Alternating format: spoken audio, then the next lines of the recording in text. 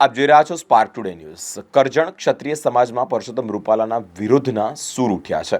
કરજણ ક્ષત્રિય સમાજમાં પરસોત્તમ રૂપાલાના નિવેદનને લઈને સમાજમાં નારાજગી જોવા મળી છે। કરજણ ક્ષત્રિય સમાજના કરણી સેનાના તેમજ મહાકાલ સેના દ્વારા વિરોધ કરી મામલતદારને આવેદનપત્ર પાઠવવામાં આવ્યું છે।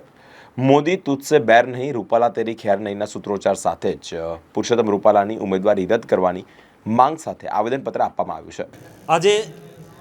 ક્ષત્રિય સમાજ જ્યારે રૂપાલા સાહેબના એક સ્ટેટમેન્ટના આધારે બહેન દીકરીઓ પર જે લાંછન લગાડો એવું ભાષણ કર્યું અને જે સમસ્ત ગુજરાતની અંદર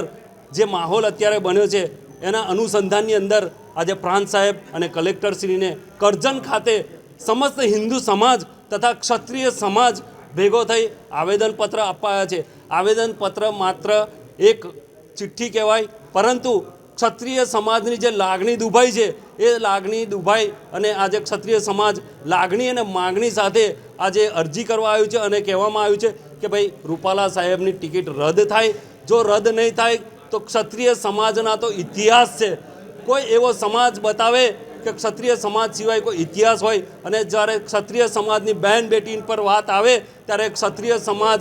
માફી નહીં પરંતુ એની ગાલ પર થપ્પડ મારે એવી તાકાત ધરાવતો આ સમાજ છે અને આ સમાજની બહેન દીકરીઓની લાગણી દુભાઈ છે અને લાગણી દુભાઈ ત્યારે ક્ષત્રિય સમાજ હથિયાર લેવા પણ પાછો પડે એવો નથી। પરંતુ આજે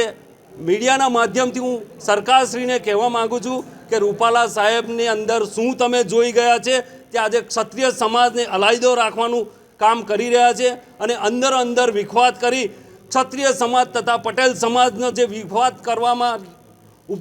પાછી પાણી કરતા નથી, પરંતુ અમે ક્ષત્રિય સમાજ, અન્ય સમાજ, સર્વ સમાજને લઈને ક્ષત્રિય સમાજ આજે ચાલતો હોય ત્યારે સમાજના દ્રષ્ટિએ આજે લાગણીને માગણીનો માન સન્માન આપી આજે આવેદનપત્ર પાઠવ્યું છે અને